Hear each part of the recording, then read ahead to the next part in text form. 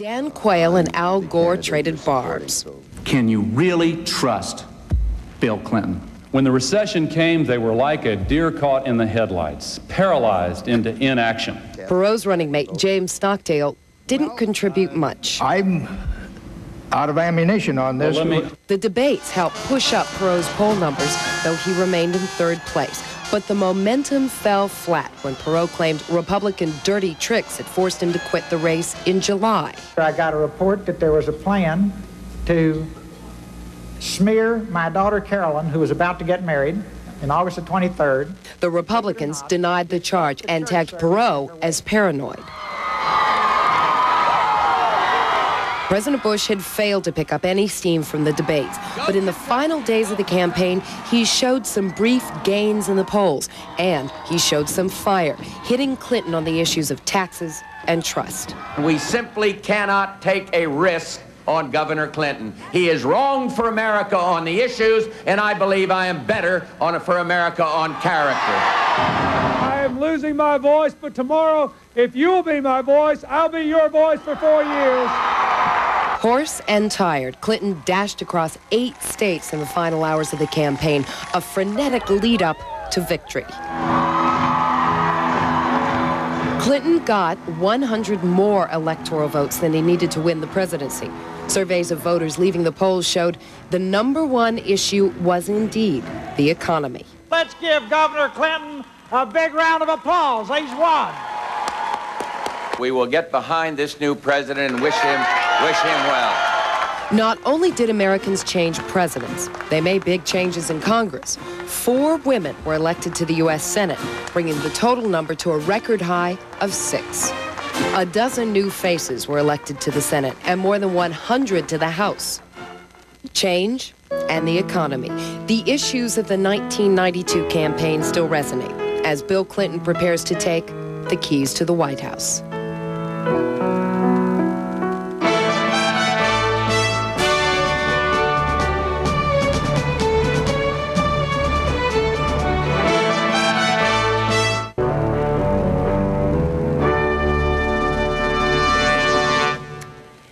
An undercurrent to most of this year's news was the recession. The hard times affected everything from politics to race relations. And in the U.S., individuals, businesses, and governments struggled to make ends meet. Times are hard. I need a job.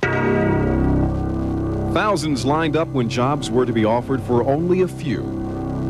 Businesses, small and large, felt the bite. All of a sudden, it was like the spigot. It was turned off, and business just dropped off. And from town councils to the halls of Congress, those who govern were forced into painful decisions. Doing the best they can with what we got. Each month, analysts scanned the latest government figures for evidence that the long recession was coming to a definitive end. The picture brightened in spots, but through much of the year, economic analysts came to the same conclusion. The economy is pretty much dead in the water. Clearly shows the economy is still very weak, likely to stay weak in the third quarter. The U.S. economy seems to just be going sideways. Among the big-name casualties, Macy's. In January, Macy's joined a parade of companies that took on heavy debts in the 80s only to file for bankruptcy protection once the recession set in. Trans World Airlines had followed a similar pattern and filed for bankruptcy protection only days after Macy's. TWA was the 6th of the top 12 U.S. airlines to enter bankruptcy court. In February, General Motors announced it had lost almost $4.5 billion in 1991, the biggest loss ever by a U.S. company. We're going to have to compete. And that means you got to be lean, you got to get the costs down. The auto giant immediately sent out a list of some of the plants it would shut down by 1995 and announced the rest of the closures in December. In all, at least 21 plants will be idled and about 74,000 jobs will be eliminated. Doesn't sound too good, does it? What does that do for you? Out the door. Yeah. No job. Months later, GM's top man, Chairman Robert Stempel, was shown the door. Jobs seem to be on everyone's mind, especially in the summer. The unemployment rate surged in June as 10 million Americans looked for work. One besieged union turned a Labor Day parade into a funeral march for American jobs. The sluggish economy translated into lower tax revenues for state and local governments. And that meant citizens faced cuts in services or higher taxes as local and state governments tried to balance their books. Several states eliminated or slashed general assistance welfare. In Ohio, the destitute and desperate howled, but the governor said his back was against the wall. Whether they believe it or not, George Voinovich really cares for his fellow man. That's why I'm in the business. California's legislature deadlocked in its budget battle, and the state resorted to issuing IOUs instead of checks for the first time since the Great Depression. There's a good possibility we're not going to get paid this month, and, I don't know if our landlords, etc., all our creditors will be as understanding as, the legislature, the governor expects us employees to be. The federal government struggled with how to boost the weak economy. Let me tell you right from the start and right from the heart, I know we're in hard times, but I know something else. This will not stand. In his State of the Union message, President Bush proposed some modest steps to help the economy. Twice, he signed bills extending unemployment benefits. The Fed responded to June's 7.8% unemployment rate by dropping one of its key interest rates to its lowest level in 29 years. But clear signs of a strengthening economy did not surface until late fall. Too late for President Bush. The gross domestic product showed the economy grew 3.9% in the third quarter. After the election, consumer confidence and other economic measures began to turn up. And the holiday shopping season got off to a brisk start, perhaps heralding a gift for the incoming Clinton administration and for millions of Americans tiring of lean times. For Year in Review, I'm Leon Harris.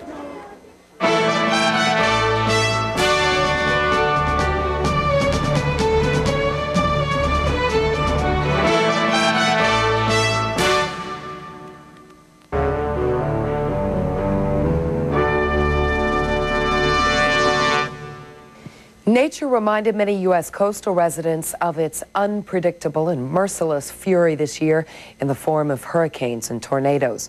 Parts of South Florida and Hawaii remain in ruins, and it could take years to rebuild.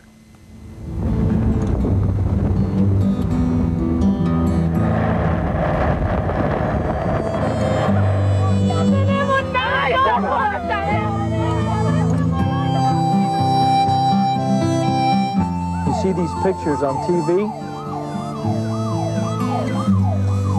and you really, we've worked so hard in this community to build what we got.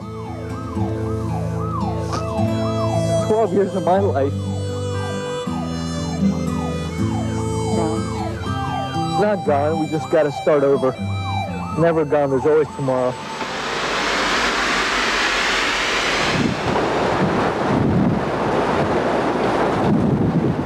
Back here, flew from this side of the road all the way across the street into two houses there. We have a truck back here that looks like a beer can now. What do you think when you see all this? I mean, what do you say? I mean, this is people's lives. They've been living here, 10, 15, some of them 25, 30 years, and everything they have is virtually gone. Its name was Andrew, the most powerful hurricane of the season, and it began by casting its fury in the Bahamas before moving onto the U.S. mainland. Residents of South Florida and Louisiana had advance warning, and many evacuated to safer ground. We're going to take as much as we can. But no amount of warning could prepare anyone for what Andrew left behind. The Homestead, Florida area was the hardest hit. The Air Force base there was virtually destroyed. And to make matters worse, many victims complained that it took days for relief of any kind to reach them. In all, Andrew killed 55 people and left another 250,000 homeless. Many are still without permanent housing. In monetary terms, the hurricane did $20 billion in damage to homes and businesses. The before and after is incredible. It was a paradise prior to, and now it's a fixer-upper. Less than a month after Andrew, part of what many considered paradise was lost. Hurricane Iniki battered Hawaii with its harshest punch, hitting the small resort island of Kauai. Iniki caused an estimated $1 billion in damage. About half the island's 21,000 homes were destroyed. But this time the federal government was ready, rushing in troops and supplies to the island. Some federal relief began arriving even before local authorities asked for it.